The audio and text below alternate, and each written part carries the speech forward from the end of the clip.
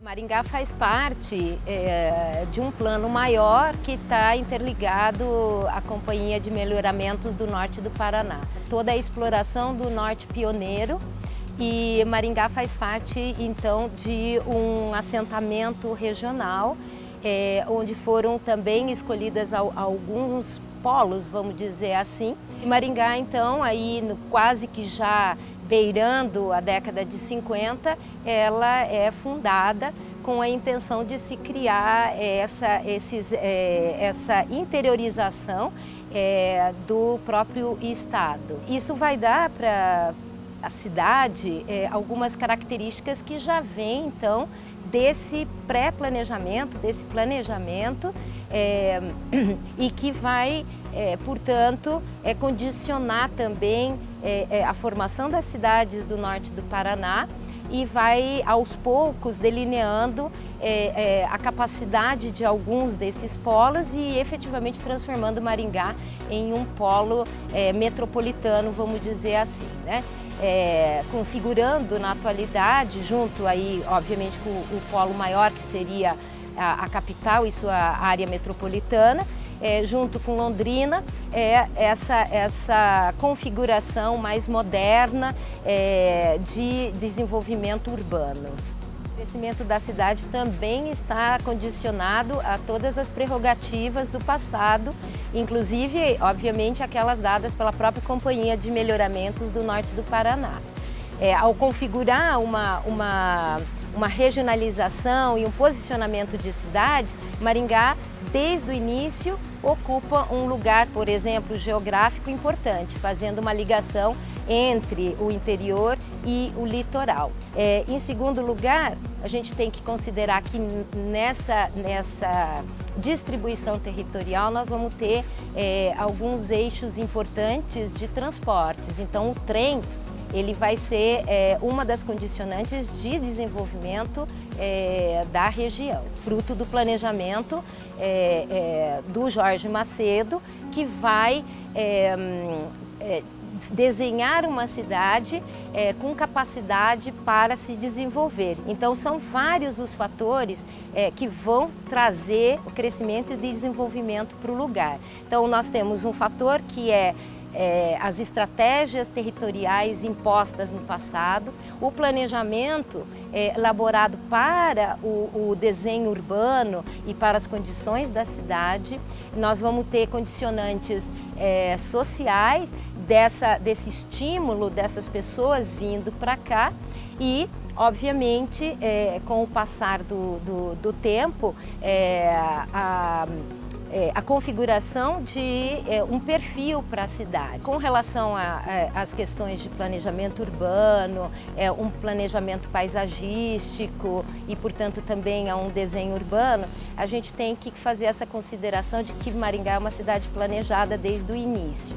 Uma das questões, uma das demandas desse desenho era uma certa preservação de vegetação. Então aí nós vamos ter constituídos, por exemplo, desde o início, os dois grandes pulmões de Maringá, que são os dois grandes parques e que vão ser salpicados nesse desenho tradicional por outros parques. Inclusive, a disposição das vias, a disposição dos diferentes zoneamentos que a cidade tem, ele está também desenhado, configurado, pensado em estabelecer um sistema viário que suporta também uma vegetação. A cidade, por exemplo, ela se desenha a partir desse verde, ela se configura a partir desse verde, mas a gente precisa pensar que esse verde ele está muito concentrado nesse tecido tradicional, nesse planejamento tradicional. O novo centro, essa região que havia se constituído inclusive como uma área mais ampla, mais aberta, e que teve inclusive um desenho, um pensar do Oscar Niemeyer, ela se condicionou de uma forma onde o mercado imobiliário tomou conta dessa região e nós temos um desenho um pouco diferente do tradicional. Maringá é uma cidade muito interessante, ela é muito bonita, é uma cidade que, por exemplo, quando eu cheguei aqui em 2011, ela trazia algumas características que eu não encontrava da onde eu vinha. Maringá tem crescido, é uma cidade de porte médio, ela já tem mais de 400 mil habitantes e nós estamos, na minha opinião, chegando num ponto bastante delicado da cidade, porque nós precisamos administrar essa cidade, não só o seu fator por exemplo, beleza, mas o seu fator social. Temos que lembrar que Maringá é uma cidade polo de uma região metropolitana. Então ela absorve também uma série de questões sociais, de desenvolvimento econômico, de desenvolvimento comercial e de serviços que impactam também sobre o território da cidade. Maringá não pode se constituir em um espaço gentrificado. A cidade, ela é um espaço para todos. Nós precisamos pensá-la para todos os grupos sociais e para todas as condições sociais. Assim, o crescimento, o desenvolvimento da cidade, ele implica em estar atento a isso. Então, nós temos aí algumas instituições importantes, inclusive instituições públicas importantes, que têm configurado um perfil de jovens na cidade, né?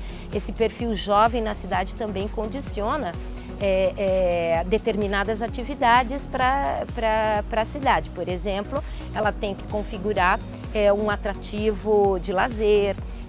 Além disso, sendo uma cidade universitária, ela se configura como um polo de conhecimento.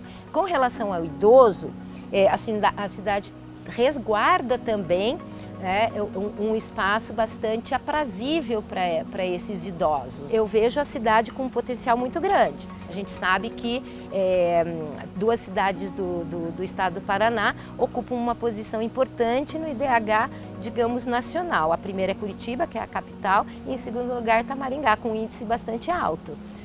Como vamos manter isso? Maringá, em termos, ela vai fazer 72 anos, né? Se fosse em termos de cronologia humana, ela já estaria idosa, né? Mas ela é uma cidade nova, ainda é uma cidade nova, que precisa construir seus valores, que precisa, por exemplo, alavancar com consciência a construção de sua memória coletiva. Ela não pode esquecer de onde ela veio, porque onde ela veio é para onde ela vai. Construir um presente que seja realmente interessante para as futuras gerações. E que ela continue, então, valorizando os seus pontos fortes. E aí eu realmente deixo e sublinho que uma das questões que envolvem as cidades novas é essa construção da sua própria memória, das suas raízes.